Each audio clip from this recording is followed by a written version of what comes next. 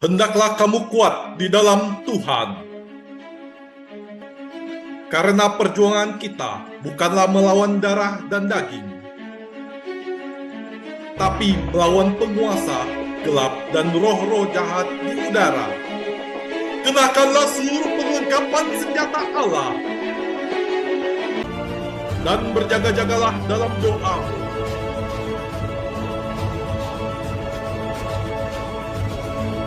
Legion of Jesus memberitakan kabar baik kepada semua orang. Halo, shalom saudaraku, jumpa lagi dengan saya Fabian Seko dan channel Legion of Jesus memberitakan kabar baik bagi semua orang. Nah saudaraku, kali ini kita akan membahas apa yang dimaksud dengan ekumenisme.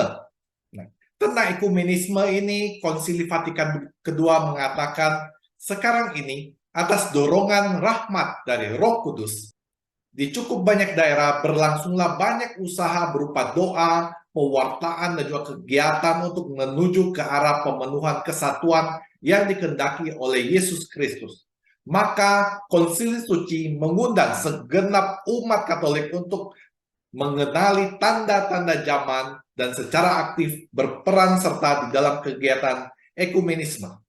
Yang dimaksud dengan gerakan ekumenisme adalah kegiatan-kegiatan yang menanggapi bermacam-macam kebutuhan gereja dan juga berbagai situasi yang diadakan dan ditujukan untuk mendukung kesatuan umat Kristen itu sendiri. Prinsip dasar ekumenisme. Ada beberapa prinsip dasar ekumenisme. Yang pertama adalah Yesus menghendaki agar semua yang percaya kepadanya menjadi satu. Hal ini dicatat di dalam Yohanes 17 ayat 21. Supaya mereka semua menjadi satu, sama seperti Engkau ya Bapa di dalam aku dan aku di dalam Engkau, agar mereka juga di dalam kita, supaya dunia percaya bahwa Engkaulah yang telah mengutus aku. Untuk inilah Yesus mengadakan sakramen pemersatu, yaitu sakramen Ekaristi, yang menandai kesatuan gereja dan membuat kesatuan itu menjadi suatu realita. Maka sebagai umat Katolik, gerakan ekumenisme harus semakin membawa kita menghargai Ekaristi dan bukan malah meninggalkannya.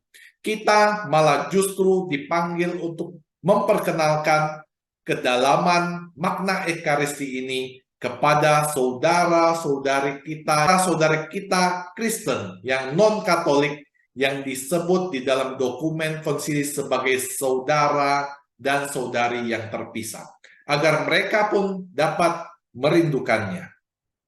Yang kedua, untuk mendirikan gereja kudusnya dimanapun di dunia sampai akhir zaman, Kristus mempercayakan kepada ke-12 rasul tugas untuk mengatur dan juga menguduskan.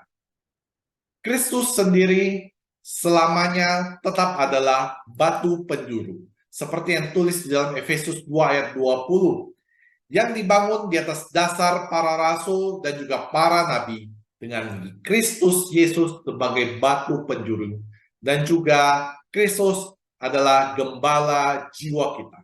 Sebagai umat Katolik, kita menghormati para pemimpin gereja, yaitu yang sekarang yang disebut sebagai paus dan juga para uskup dan juga para imam, yang memimpin gereja untuk dapat menyembah Tuhan di dalam kebenaran sebagai sebuah kerajaan Allah, seturut dengan kehendaknya. Keterlibatan seorang Katolik di dalam kegiatan ekumenisme tidak boleh melunturkan ketaatan kepada para pemimpin gereja ini.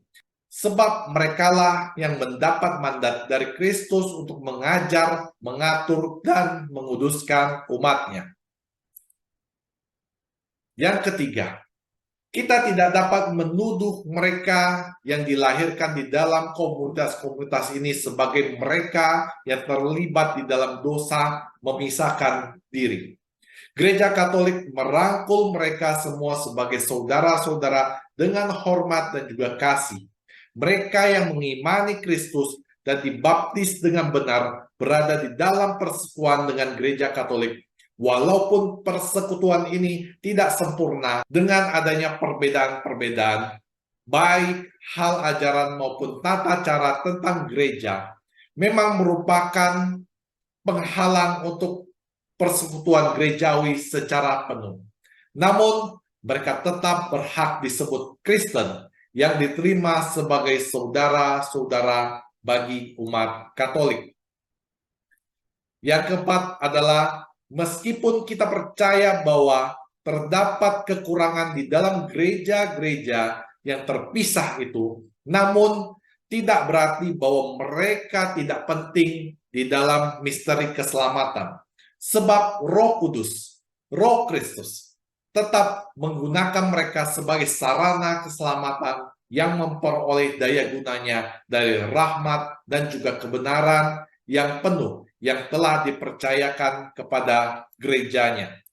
Namun demikian, saudara-saudari kita yang terpisah itu tidak diberkati dengan kesatuan yang ingin dikaruniakan oleh Kristus kepada mereka yang melaluinya dilahirkan kembali menjadi satu tubuh dan dengannya diperkokoh di dalam kehidupan baru. Yang terakhir, yang kelima, sebab hanya melalui gereja Kristus yang Katoliklah yang adalah pemenuhan sarana keselamatan dapat diperoleh manfaat secara penuh dari sarana keselamatan tersebut. Demikian saudaraku, apa yang bisa dapat saya sampaikan, apa yang dimaksud dengan ekumenisme bagi orang Katolik. Semoga hal ini bermanfaat bagi Anda, menambah pengetahuan Anda, dan membuat Anda selalu menjadi seorang Katolik yang taat. Saudaraku, jika Anda merasa channel ini bermanfaat bagi Anda boleh silakan subscribe, like, dan juga bagikan kepada banyak orang agar channel ini terus berkembang dan juga terus memberkati banyak orang. Akhir kata, saya ucapkan terima kasih. Tuhan Yesus memberkati Anda dan juga saya. Bye-bye.